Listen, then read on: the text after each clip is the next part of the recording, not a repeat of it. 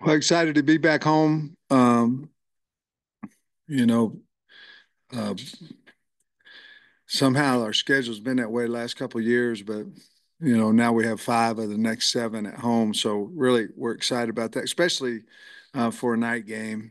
I think we have 2 in a row coming up. So Tennessee, really good team, top of the nation in a lot of categories, um, both offensively and defensively. I think defensively, very, very, very stout up front.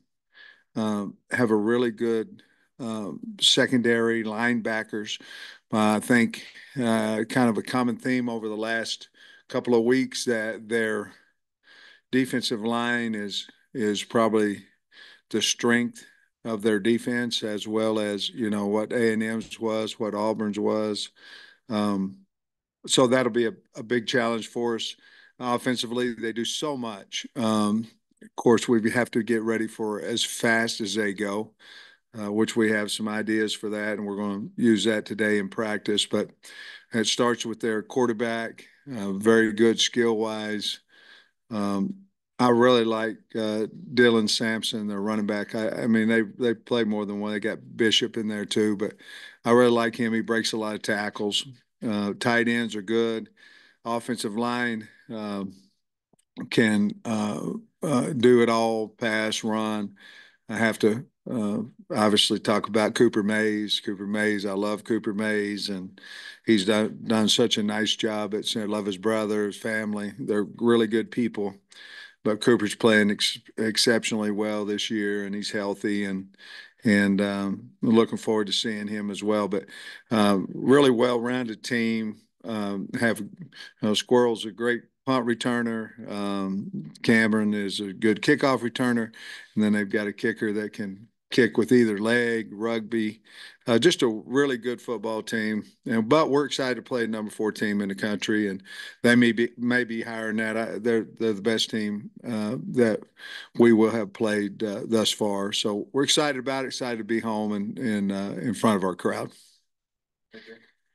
Coach, you mentioned they're ranked number 4 in the country. They're coming off of a bye week also, so a little extra rest, a little extra preparation for them. You said, I believe, that you talked to the trainers more Saturday than you had in any game. How big a concern is that with maybe being a little beaten up versus a team that's had a little bit of rest also, in addition to being top 4? Yeah, it is a concern. We're going to have to do a good job with some of our key players mentally because we're not probably going to have them for at least a couple of days, some, and maybe get them back on Wednesday, hopefully. But that it is a big concern, and um, most of our injuries are offensively, which um, the ones that we're most concerned about are offensively, and the big physical D lines I think have taken a toll on our tight end position, especially that's the one that I'm most concerned about. Um, but yeah, I think it gives a advantage. We're undefeated on coming off our bye game, our bye weeks, and a lot of that is because we get our players back. I remember last time we played Tennessee here, they were coming off a bye week. Um, and they started out like gangbusters on us, and then we were able to come back in the second half. But this is a this is totally different team than what came in here now going on 5 years ago. Um, but yeah, that's a big concern. We're going to try to take a little bit off of them today. Not the mental part of it, not the speed part of it, as far as how fast Tennessee goes. But we've got to, for us to compete like we need to and how we want to, we're going to have to be smart this week. You've gone back, obviously, you've gone back and looked at the video of Texas A&M, and very talented team up front. Yeah. But also some missed assignments, some issues. Have you identified what some of the main problems were? Like, particularly, we were watching the video of the fumble at the 10-yard line, like what happened exactly on that play and on some others. Well, there's either Let's go with the fumble first. There's two ways you can play it. You can charge it, or you can stand on the line of scrimmage and read the mesh. And they had uh, two different ways to play it. I think uh, we should have just gave the ball, and they had us on that particular one. Part of it was a little bit of a snap problem too, so it slowed down the timing of it. But we probably should have just gave the ball and took our lumps on that one, uh, because I believe they were mesh charging Taylor, and fumbled football, and obviously bad timing, bad place, all of it's that, if we just hold on to football, we'd be a really good football team with all the problems that we've got to correct. The second one, I think we've had so many pressures that we got a lot of problems. We got a confidence problem. We have a quarterback that's not confident. There's times when he can stand in the pocket that there is one there. There's times when he stays in the pocket and he gets hit. So uh, probably in between, and we tried a lot of quick passing game as well. But I think between that, moving the pocket and running the football, the problem with that was early in the game, um, we lost a running back early in the game. 22 was in and out of the game. Uh, R-Dub was suspended, which he's not anymore, by the way, but he was suspended. So it takes a little bit of our tight ends. Both of them didn't practice a whole lot last week, so it takes a little bit of the running thought out of it. But I think to take pressure off of the offensive line and our quarterback, we have to run the ball a little bit more, quick game, get the ball out of his hands so we can build some trust between him and the offensive line. And he's got to get better. The offensive line's got to get better. I think Tesla was a big shot in the arm for us. I think he came in and made some plays, and I believe that gives Taylor another option to go to. So there's a lot of reasons behind that. If I was going to put it in a nutshell, I'd say we got to protect the front of the pocket better. I didn't think our tackles I thought they played better than they played the week before. But there's no place for him. A lot of times there's no place for him to step up. And so the pocket's getting collapsed on him, which makes you look worse at tackle. Even the last one, that we fumbled the football on. I mean, Carmona had him 11 yards deep. You can't ask a guy to do more than that. He flushed because the front of the pocket was coming at him, and the guy got to strip fumble. But I thought our tackles were better. We've got to continue to get better, but I think the front of the pocket is something that we're certainly going to address this week as well. Different type of issues between the offensive line this year and last year, but is there anything you can take from What are you going to have to explain what you're talking about? Well, just last year you had trouble in the ground game. This year, it's more pass protection. Just is there anything you can take and maybe apply from last year and go about correcting for this year? Well, we're trying. We're trying to fix it, and we don't. I don't believe personnel change right now is going to help us. Uh, I think the only way that we can get better is maybe take a little bit of the pressure off, like I said, and run the ball a little bit more, and hopefully stay out of those third down situations and move the ball a little bit more on the ground. This kind of funnels into what you've just been talking about, but beating blitz pressure, getting the ball out faster, does that come into play? I mean, what are the principles that you have to use to beat when they're sending more than you can block? Yeah, we went to a lot of crossing routes. We did. I think our screen game, in the second half, we threw a screen out there. Um, when people are zeroing you, which we've had, which means that you have to be good with six, and then the seventh one, the quarterback's got to have. You have to get the ball out of your hands, and that means either quick slants, rolling the pocket, rolling away from the seventh guy, rolling away from the sixth guy if you're empty, um, and the screen game.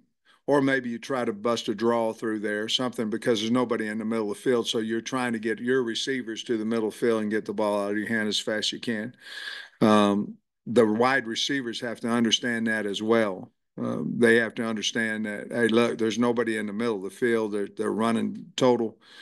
We have to get to the middle of the field. And so all that stuff has to get better for us. But to answer your question, yes. You mentioned that the tight ends are maybe the biggest concern. What about the DBs with Clark? So he dressed out the other night, and Braxton, what's their availability? Well, I don't feel great about Braxton, but I feel pretty good about Clark. You know, he practiced last week. He was more of a, I believe he could have played if we really needed him to. You know, Stewart went down. He was sick, but uh, I didn't. I didn't feel real confident with Clark. Not that he couldn't play. I didn't feel confident. I thought he was doing it more for the team than what his body physically could handle, and so we elected not to play him at that point. But I think we just got to get his confidence that he can hit somebody, and I think he's closer, obviously a lot closer than he was last week. Coach, did you notice something change in the defense there in the last maybe 2 or 3 drives by A&M? Because they'd been so stout for you for 2, 3 quarters there, and then it seemed like suddenly they couldn't get that stop you needed at the end. I mean, not really. I mean, they threw a 12-yard. We got them down to the 6-inch line. They threw a 12-yard out or roll pass out. The next play we broke, and they got a 35-yard run on us. The problem is at the end of the run, we just got to knock him out of bounds. We give the 15-yard, so it was a 50-yard play. Well, that changed. What we were trying to do was change field position. Well, they just did too. It came at the most inopportune time. We got stuck a little bit on personnel on a drive, and then probably the most disappointing thing was we had an opportunity to get the ball back, and they ran right up the middle for 8, and then they converted a first down, and we didn't have it really. We didn't have a chance to get the. We probably had a chance to get the ball with 45, 50 seconds left there at the end, and we didn't. So we played a good game, but we allowed the same thing that hurt us a little bit against Auburn. Big plays. We've got to eliminate those for us right now for us to win. And they played an excellent game, but we've got to be a little bit better on those big plays. Talon has been so good, you know, either running, whether it's by design or escaping the pocket. What did Texas A&M do maybe to limit his ground game last week? Oh, they just, you know, they were messing with him. You know, they were running at him, running at the mesh, and they were sitting there and reading the mesh, you know, first play of the game.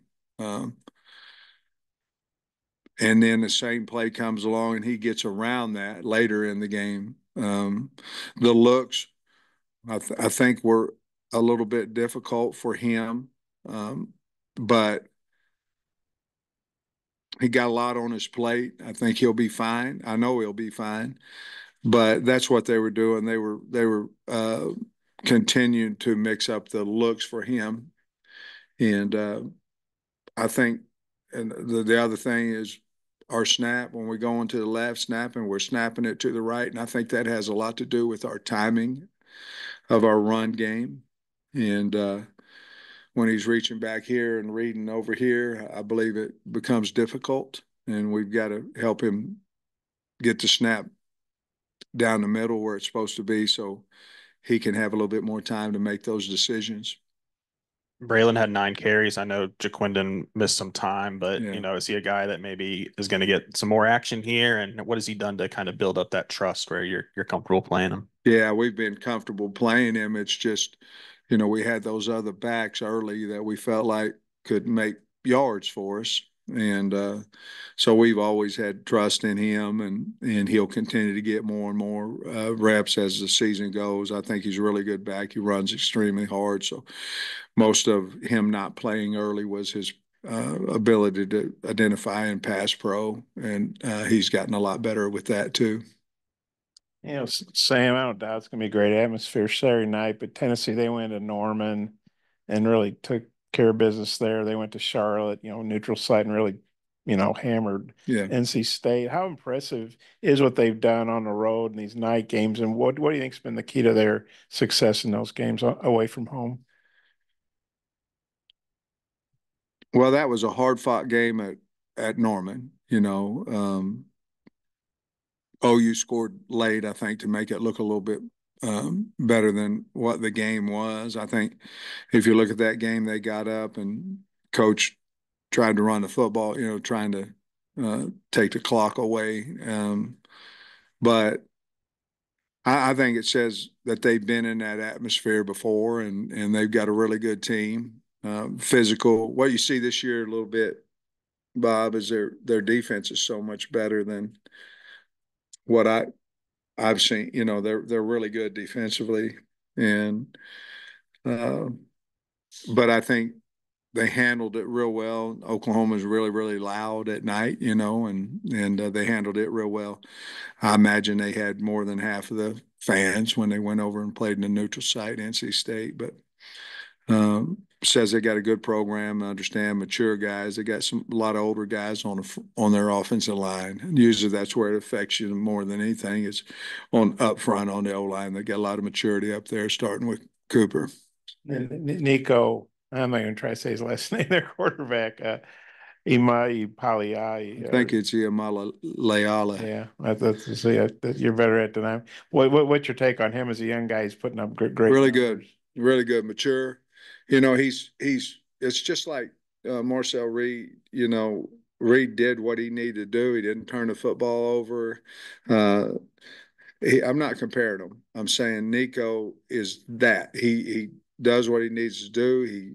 He's got a lot of opportunities to shine in his offense. He doesn't make mistakes, and then he does it at a high level. He's scary because he's not going to make mistakes, and he's going to run the offense to a perfection. And for a young guy like that, he's just really impressive.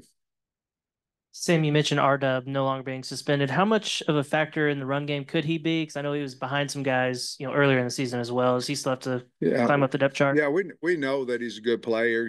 From a year ago, he's been hurt most of this year. He's healthy now. All he's got to do is have a good week of practice, and we'll certainly. One thing you have a suspension, you have this. You do whatever the responsibility is, and then after that, it's we wouldn't let guys back on the team or anything if we had a grudge or we had anything like that. It's what we felt like we need to do, and so if he's ready to go and he's practicing well, we're going to use him. You mentioned the tight end health. I guess has still dealing with the back, and I think Washington may have gotten dinged up. Yeah, he did. Is there a chance with Poshka this week? Man, I don't know. I don't know. I'll know more. Very doubtful right now, but we'll know more Wednesday, Thursday. But very doubtful right now. And how much, everyone focuses on the offensive line, but how much do the tight ends impact the run game? Like not having those guys healthy and at full strength, how much did that impact Saturday? Well, they have, they're one of the point of contact blockers. And so when they play well, we do pretty good. And when they don't, they're as important as the center, because they're either cutting the edge back offside or they're leading the way. And so very, very important. And they've gotten better and doing a good job. It's just certainly when you don't practice, it takes a toll some of the looks that you're seeing, some you don't because you weren't out there. You can watch it, but you can't do it, and there's a big difference between the two. Is it fair to ask Green to make the right decision when he's under duress over and over and over again like that? I mean, is that a reasonable expectation? Yeah, I think so. I mean, it's not fair to ask him to be perfect, but I think so. And he's working at it. I think he'll get a lot better with it. There's a lot out there on his plate, but I think if you ask him the same question, he'd say yes. So he's certainly working at it. Bobby's working with him on it. I'm not really concerned about him getting better at it. I think he'll get better at it and have a good week.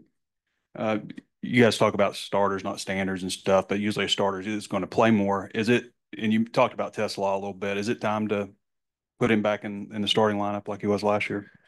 I think the whole thing about that would be we've got to use him more. And so whether he runs out there as a starter or not, I mean, I think he's earned the right to get out on the field and throw the ball to him. So whether he starts or not, I think we'll have to wait and see at the end of the week, but he certainly has earned that right if he has a good week of practice. Twofold question. You've coached at Tennessee, so you kind of know the history and everything. When they're good, they can be very good. And then Josh Heupel, the times you cross paths with him, what you know of him. Really good dude. I really like him. The guy won the Heisman, and I don't know what I was expecting. I don't know, but he's a very humble, very good guy. I mean, I like him. I like what he does on his team. They're well coached. They're disciplined. They play extremely hard. But I really like the man, and I don't know him much more than the SEC head coaches meetings, but I have high respect. I mean this. I have high respect for the guy because he's really done a great job there, and a lot of guys had went in there and didn't before he got there, and I think he's done a wonderful job. And kids they know how to play the game. They know how to play it the right way. And then on Tennessee, just the historic nature. Yeah, I remember when I went for an interview and the GA took me over to the stadium, and I'd never been there before. And in between time I was interviewing, and I think the head coach was talking to AD about if he could hire me, how much he's going to pay me and all that. And I walked in the stadium, and I told the GA, I said, take me back. He said, why? And I said, hell, they ain't going to hire me to coach in a stadium like this. It was unbelievable. It was like the Coliseum, I said, I'm not getting a job. Take me back. And he started laughing. And when I got back, I had a contract and a job. But it's one of those places, it's a SEC school, but it's one of those places that has a lot of history and really great place to live. Good opportunity at the time to obviously get an SEC as well for me. And then you went back in 15, and I mean, you guys actually won 3 in a row in the series. Yeah. Just maybe, I don't know if that has any bearing on this, but you don't play them that often. When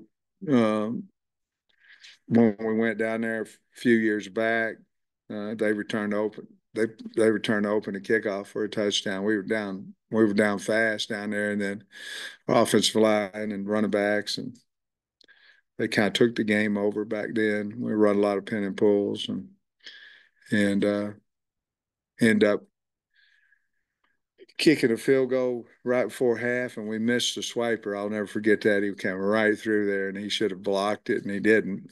And then when I got the job here, one of my former old linemen over at Tennessee, I was talking about when I was an O-line coach, I said, hey, I'm going to Arkansas. I think I came from Arkansas.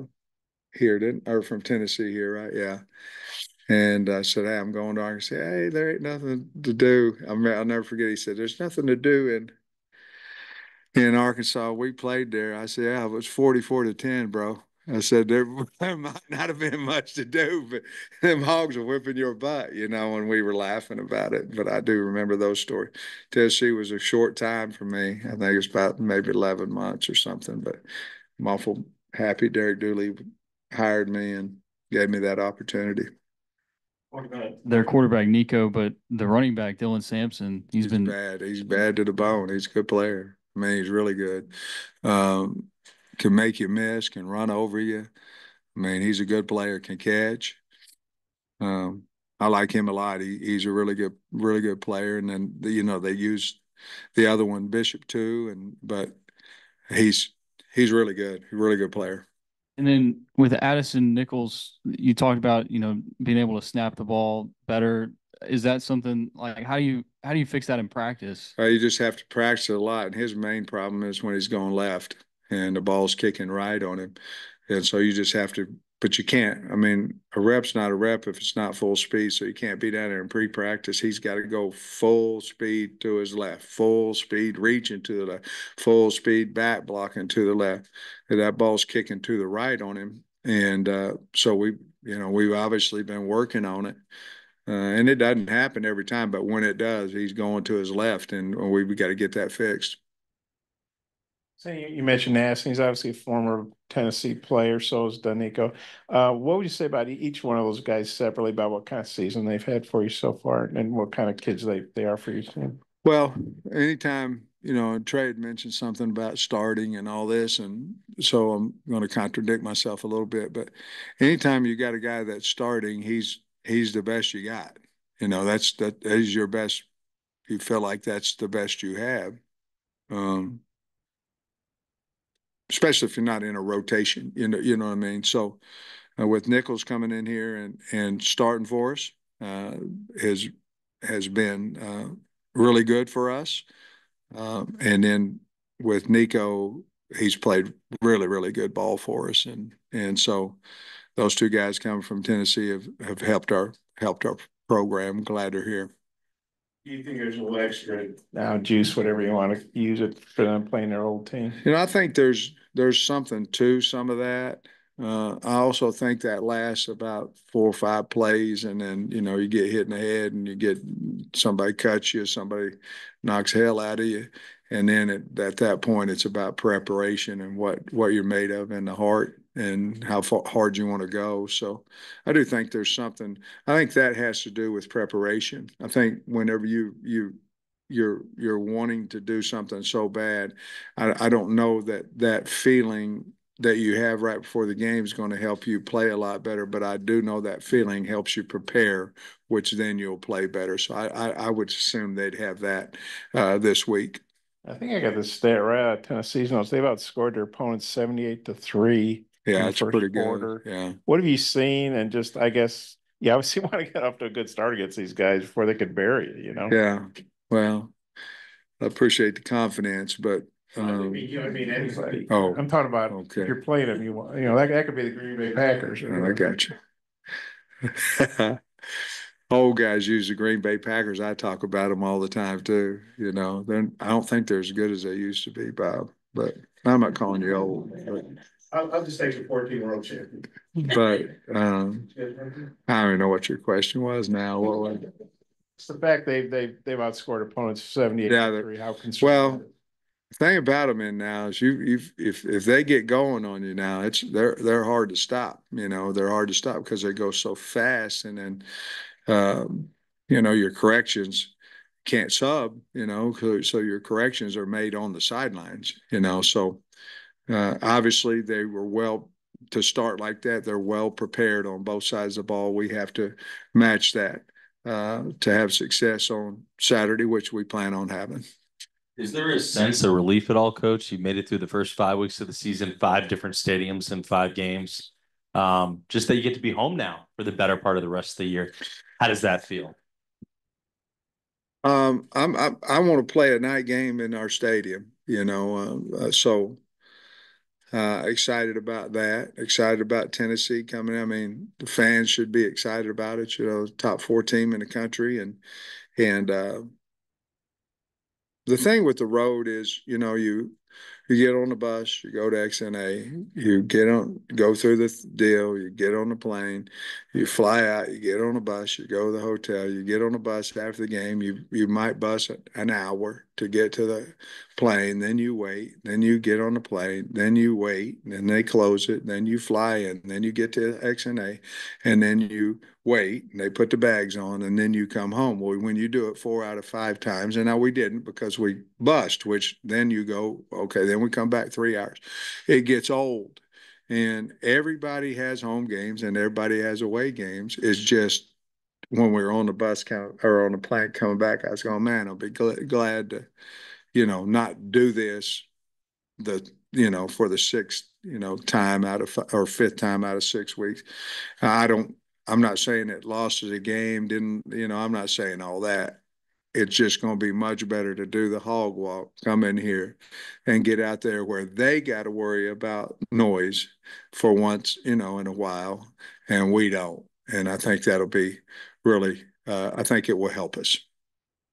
I don't know, maybe Tennessee was holding back a little bit, but Oklahoma is really the only team that's kind of slowed them down a little bit. Is there anything that you can take from the film or what Oklahoma did good against their offense that you guys could do? Yeah, there sure is. I thought it was a brilliant game plan.